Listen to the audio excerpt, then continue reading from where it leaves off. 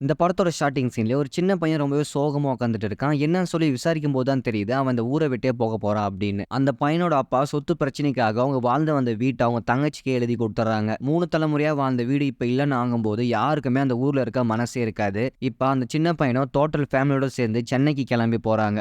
அந்த ஃபேமிலிக்கு இந்த ஊர விட்டு போகுறதுக்கு சுத்தமா விருப்பம் இல்ல. இருந்தாலும் சொந்த வீடே இல்லன்னு இருக்கும்போது இங்க என்ன வேலை அப்படின்னு அந்த ஊர விட்டே காலி பண்றாங்க. போகும்போது கூட அந்த சின்ன பையன் ரொம்பவே ஃபீல் பண்றான். அவனால தாங்கவே முடியல. இந்த சம்பவம் நடந்த பிறகு இப்படியே பல வருஷங்கள் ஓடிருது. இப்ப அப்படியே நமக்கு சென்னையை காட்டுறாங்க. சென்னையில அரவிந்த் சாமி ரொம்பவே டென்ஷனா இருக்காரு. ஏதோ ஒரு முடிவெடுக்க முடியாம ரொம்பவே தடுமாறுறாரு. அப்பதான் ஒரு விஷயமே நமக்கு புரிய வருது. ரொம்ப வருஷத்துக்கு முன்னாடி ஒரு சின்ன பையன் தஞ்சாவூர்ல அவங்களோட வீட்டை காலி பண்ணிட்டு வேற ஊருக்கு வந்திருப்பாங்க.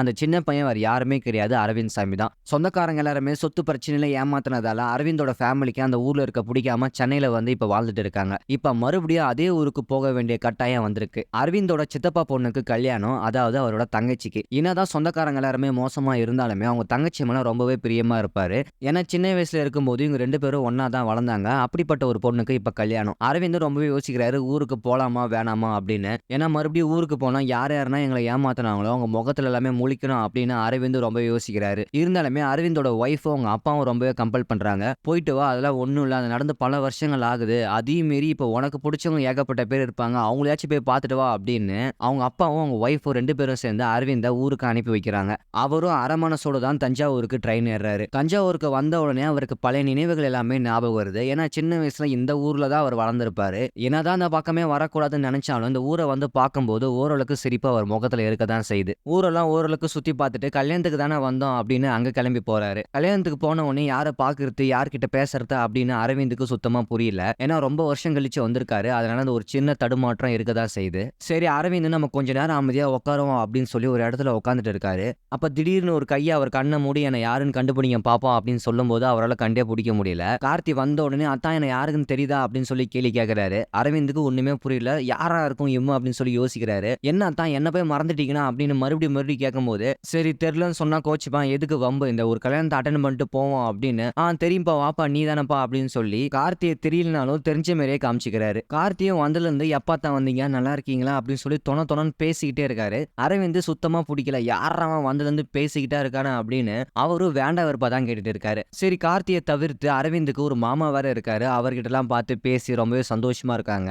அவருக்கு தெரிஞ்ச ஒரு சில சொந்தக்காரங்க கிட்ட எல்லாம் பேசி முடிச்ச உடனே தங்கச்சி கல்யாணத்துக்காக தான் வந்தோம், அவளை பார்த்துட்டு கிஃப்ட்டை கொடுத்துட்டு நான் கிளம்புறேன் அப்படின்னு தங்கச்சியை பாக்குறதுக்காக அரவிந்தும் மடமேடைக்கு போறாரு. கார்த்தியும் பின்னாடியே விடாம ஃபாலோ பண்ணிட்டு வராரு. அங்க போன உடனே தங்கச்சிக்கு அப்படி ஒரு சந்தோஷம். நீ வரமாட்டேன்னு நினைச்சனா, நீ வந்திருக்க, எனக்கு ரொம்ப சந்தோஷமா இருக்கா அப்படின்னு 2 பேருமே அன்பை பரிமாறுறாங்க. ஒரு கட்டத்துக்கு மேல தன்னோட சின்ன வயசுல யூஸ் பண்ண தங்கச்சியோட பொருட்கள் எல்லாமே அரவிந்த் மறுபடியும் அந்த தங்கச்சிக்கே திருப்பி கொடுக்குறாரு. அப்படி கொடுக்கும்போது தங்கச்சி கண்ணுல அப்படி ஒரு சந்தோஷம், நான் அதை எதிர்பார்க்கவே இல்லை அப்படின்னு சொல்லி ரொம்பவே சந்தோஷப்படுறாங்க. சரி, தங்கச்சி கல்யாணத்துக்கும் வந்தாச்சு, தங்கச்சியும் பார்த்தாச்சு, அவளுக்கும் ரொம்ப சந்தோஷம், நம்ம ஊருக்கு கிளம்புவோம் அப்படின்னு அரவிந்த் ஊருக்கு கிளம்புறதுக்கு ரெடி ஆயிட்டாரு. ஒரு கட்டத்துக்கு மேல கார்த்தி இடைவிடாத பேசிட்டே இருக்காரு. யாரா அவன் பேசிட்டே இருக்கான் அப்படின்னு அவருக்கு தெரிஞ்ச மாமா கிட்டலாம் கேட்கிறாரு. யார் இவன் என் பின்னாடியே வந்துட்டு இருக்கான்னு கேட்கும்போது அவர் சொல்றதுக்கு முன்னாடி கார்த்தி பின்னாடி வந்து என்னத்தா அப்படின்னு சொல்லிடுவாரு. இவன் முன்னாடி கேட்கவும் முடியல, இவனுக்கு தெரியாதுன்னு சொன்னா இவன் வேற கோச்சுப்பான் அப்படின்னு அரவிந்த் என்னதான் பண்றதுன்னு தெரியாம முழிச்சிட்டு இருக்காரு. சரி, கல்யாணத்துக்காக தான் வந்தோம், அதையும் பார்த்தாச்சு, இப்ப கிளம்புவோம், நமக்கு எதுக்கு இவனை பத்தி அப்படின்னு அரவிந்த் ஊருக்கு கிளம்ப பஸ் ஸ்டாண்டுக்கு கிளம்பிட்டாரு. நம்ம கார்த்தி தான் டிராப் பண்றாரு. போற வழியில அத்தான் அங்க டீ சூப்பரா இருக்கும் அப்படின்னு சொல்லி பஸ்ஸுக்கு வேற நேரம் ஆகுது, அதை கூட பெருசா எடுத்துக்காம கார்த்தி வலுக்கட்டாயமா அரவிந்துக்கு டீ வாங்கி கொடுக்குறாரு. ரொம்ப வேகமா குடிக்கிறாங்க. ஒரு கட்டத்துக்கு மேல டீ குடிச்சிட்டு போய் வந்து பார்த்தா பஸ்ஸை காணோம். அரவிந்துக்கு பயங்கர டென்ஷன். ஒன்னால தானே நான் இப்போ உனக்கு டீ எல்லாம் கேட்டேன்னா, ஒன்னால பாரு நான் பஸ்ஸை மிஸ் பண்ணிட்டேன் அப்படின்னு ரொம்பவே கோவப்படுறாரு. சரி அத்தா, ஒன்னும் கவலைப்படாதீங்க, வாங்க எங்க வீட்டுல தூங்கலாம், இன்னைக்கு நைட்டு தங்கிட்டு நாளைக்கு காலை ஊருக்கு கிளம்பி போங்க அப்படின்னு சொல்லும்போது கூட அரவிந்த் அதை ஏத்துக்கவே மாட்டாரு. நான் ஏதாவது ஒரு நல்ல லாட்ஜ்ல தூங்குறேன் அப்படின்னு சொல்லி அந்த ஊர்ல இருக்கிற லாட்ஜுக்கு போய் பார்த்தா அந்த லாட்ஜ் ரொம்ப மோசமா இருக்கு. வேற வழியே இல்ல, கார்த்தியோட வீட்டுல தான் தூங்கி ஆகணும் அப்படின்னு அரவிந்து வேண்டா வெறுப்பா கார்த்தியோட வீட்டுல தங்குறாரு. கார்த்தியோட வீட்டுக்கு போன உடனே அவங்க ஒய்ஃப் ரொம்பவே பாசமா வரவே இருக்கிறாங்க. ஆனா அரவிந்துக்கு அவங்க ஒய்ஃபும் எங்கேயோ பார்த்த மாதிரியும் தெரியல. ஆனா அவங்க ரொம்ப உரிமையா வாங்கணும் அப்படின்னு சொல்லி ரொம்ப பாசமா தான் பேசுறாங்க. அரவிந்துக்கு இவங்க 2 பேருமே யாருன்னு தெரியாது. சரி, ஏதோ நம்ம சொந்தக்காரங்களா இருப்பாங்க போல அப்படின்னு அவரும் ஏதோ பேசிக்கிட்டு தான் இருக்காரு. ஆனா கார்த்தி அதை பத்தி எதுவுமே கவலைப்படாம அத்தான் அத்தான் அப்படின்னு ரொம்பவே பாசமா இருக்காரு. அத்தான் இன்னைக்கு எங்க வீட்டுக்கு வந்திருக்காரு, அவர் நான் சிறப்பா கவனிச்சு தான் அனுப்போம் அப்படின்னு ரொம்பவே சந்தோஷமா இருக்காரு. எப்படியாச்சும் இவன் பேரு கண்டுபிடிச்சு ஆகணுமே அப்படின்னு அரவிந்தும் அங்க இருக்கிற போட்டோ எல்லாமே சுத்தி முத்தி பாக்குறாரு, இவன் பேர் எங்கன்னா இருக்கா அப்படின்னு. ஆனா எங்கேயுமே அவர் பேரு கிடைக்கவே இல்ல. கார்த்தியோட வீட்டுக்கு வந்த உடனே அரவிந்தும் குளிச்சு முடிச்சுட்டு ஓரளவுக்கு ஃப்ரெஷ் ஆயிடுறாரு. அப்ப அத்தா நீங்க சரக்கு அடிப்பீங்களா அப்படின்னு 2 பேரும் சேர்ந்து ஒன்னா சரக்கு அடிக்கிறாங்க. அப்படி சரக்கு அடிக்கும்போது 1000 விஷயம் பேசிக்கிறாங்க. அப்பதான் அத்தா உங்களுக்கு ஒரு விஷயம் ஞாபகம் இருக்கா? சின்ன வயசுல நீங்க சொத்து பிரச்சனையால இந்த ஊர விட்டு போயிட்டீங்க. அப்படி போகும்போது நீங்க ஆசையா வச்சிருந்த சைக்கிள எங்கேயோ விட்டுட்டு போயிட்டீங்க. அந்த சைக்கிள் நான் தான் அத்தா ஓட்டிட்டு இருந்தேன். அந்த சைக்கிளால தான் எங்க அப்பா ரொம்பவே கஷ்டப்பட்டு துணி வியாபாரம்லாம் பண்ணாரு. அதனால தான் நாங்க ஓரளவுக்கு டெவலப் ஆனோம் அப்படின்னு தன்னோட சின்ன வயசுல நடந்த விஷயங்கள் எல்லாமே சொல்லி கார்த்தி ரொம்பவே எமோஷனல் ஆகுறாரு. அரவிந்துக்கும் பரவாயில்ல என்னோட சைக்கிளால ஒரு குடும்பமே மாறி இருக்கு. அது இப்படி ஒரு மாற்றம் வருமா அப்படின்னு நான் நினைச்சு கூட பார்க்கல அப்படின்னு அவரே கண் கலக்குறாரு. ஒரு கட்டத்துக்கு மேல அரவிந்தும் கார்த்தி கிட்ட வேண்டா வெறுப்பா பேசிட்டு இருந்தாரு. ஆனா இப்ப அதெல்லாமே மாறி கார்த்தி எந்த கேள்வி கேட்டாலும் அதுக்கு ரொம்பவே ஆனஸ்டா பதில் சொல்றாரு. ஒரு கட்டத்துக்கு மேல கார்த்தியா ஒரு லைஃப்ல என்னென்னலாம் நடந்துச்சு, நான் எங்க போனேன், எப்படி கல்யாணம் பண்ணேன், என் வாழ்க்கை எப்படிலாம் இருந்துச்சு அப்படின்னு எல்லாத்தையும் ஷேர் பண்ணிக்கிறாரு. அவர் வளர்த்த மாடு, ஆடு, கோழி எல்லாமே காமிச்சு இதுதான் என் உலகம் அப்படின்னு ரொம்பவே பாசமா அன்பா பேசுறாரு. ஆனா அரவிந்த் சாமிக்கு ஒரே ஒரு குறை மட்டும்தான். இவ்வளவு பாசமா என் மேல இருக்கானே இவன் பேரு கூட நமக்கு தெரியல அப்படின்னு ஒரு கட்டத்துக்கு மேல 2 பேரும் பேசிட்டு இருக்கும்போது அத்தா என் பொண்டாட்டி மாசமா இருக்கா, எனக்கு குழந்தை பிறக்க போகுது அப்படின்னு சொன்ன உடனே அரவிந்துக்கு சூப்பரா வாழ்த்துக்கள்ரா அப்படின்னு சொல்லி வாழ்த்து தெரிவிக்கிறாரு. அத்தா பிறக்க போற குழந்தைக்கு என்ன பேரு வைக்கலாம்னு சொல்லுங்க அப்படின்னு கேட்கும்போது தான் எனக்கு என்ன தெரியும் உன் குழந்தை நீ என்ன வேணா பேரு வை அப்படின்னு அரவிந்த் சொல்றாரு. ஆனா ஒரு கட்டத்துக்கு மேல கார்த்தியும் நான் பிறக்க போற குழந்தைக்கு உங்க பேர் தான் வைக்கலாம்னு இருக்கேன்னு சொல்லும் பொழுது அரவிந்தால அதை தாங்கவே முடியல. யாரா அவன், இவனை நம்ம யாரும் கூட தெரியாது, இவன் பேரு கூட எனக்கு தெரியாது, ஆனா இவ்வளவு பாசமா பழகுறான், எனக்கு தேவையானது எல்லாமே செய்யறான், அவனோட குழந்தைக்கு என்னோட பேரை வைக்கிறேன்னு சொல்றானே அப்படின்னு ரொம்பவே ஃபீல் பண்றாரு. அதுலயும் நான் சின்ன வயசுல விட்டுட்டு போன சைக்கிளால இவங்க குடும்பத்துல ஒரு சின்ன மாற்றம் ஏற்பட்டதாலயோ என் மேல எவ்வளவு பாசமா இருக்கானா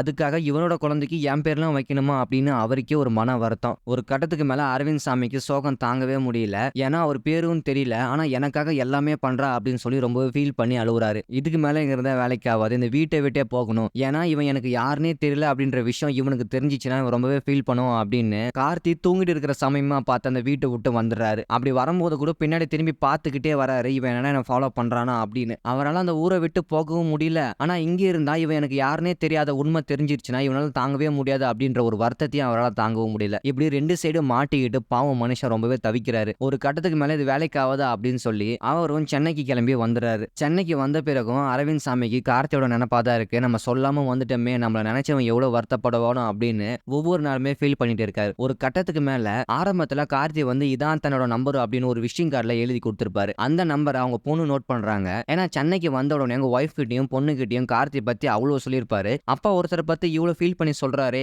அப்ப இவர் பேசாம இருக்கிறது தப்பாச்சு அப்படின்னு அரவிந்த் சாமியோட பொண்ணு தான் போன் போட்டு கொடுக்குறாங்க.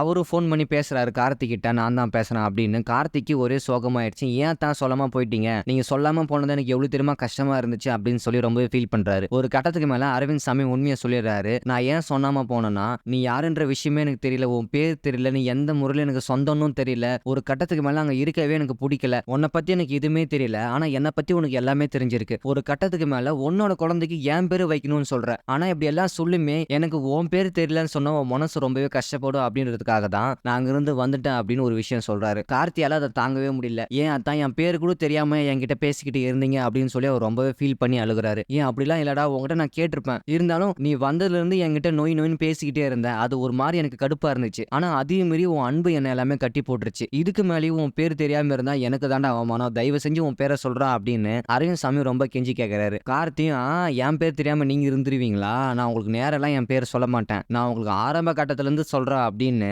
அவர் எப்படி உறவு முறையோ எங்க அப்பாவோட மாமாவோட சித்தப்பாவோட வழிதான் நீங்க, நீங்க எனக்கு அத்தான் எனக்கு மாமா முறை அப்படின்னு சொல்லி ஒரு லென்த்தான ஒரு உறவு முறையை சொல்லிக்கிட்டே போயிட்டே இருக்காரு. ஒரு கட்டத்துக்கு மேல நான் சின்ன வயசுல இருக்கும்போது சம்மர் லீவ் விட்டாங்கன்னா நேரா அவங்க வீட்டுக்கு தான் வருவேன். அப்ப கிட்டத்தட்ட ஒரு 8-9 பசங்க உங்க வீட்டுக்கு தான் ஜாலியா இருப்போம். நீங்க எல்லார்கிட்டயும் பாசமா தான் இருப்பீங்க, எந்த ஒரு பாகுபாடும் பார்க்க மாட்டீங்க, ஏன் நாங்க ரொம்பவே ஏழையா இருப்போம், ஆனா அப்படியும் கூட நீங்க இந்த பண வேற்றுமையெல்லாம் பார்க்காம ரொம்பவே சகஜமா பழகுவீங்க, ஒரு சராசரி மனுஷங்கிட்ட சகஜமா பழகணும் அப்படின்ற ஒரு விஷயத்தை நான் உங்ககிட்ட இருந்தா கத்துக்கிட்டேன் அப்படின்னு கார்த்தியா ஒரு சின்ன வயசுல நடந்த விஷயங்கள் எல்லாமே சொல்லும்போது அரவிந்த் சாமிக்கு லைட்டா ஞாபகம் வருது. அப்பதான் நம்ம எல்லாருமே சின்ன வயசுல ஒன்னா இருக்கும்போது நீங்க எல்லாருக்குமே ஒரு காய்கறி பேரை வச்சு தான் கூப்பிடுவீங்க, என் பேரு பொட்டேட்டோ அப்படின்னு சொல்லும் போதுதான் அவருக்கு ஓரளவுக்கு ஞாபகம் வருது.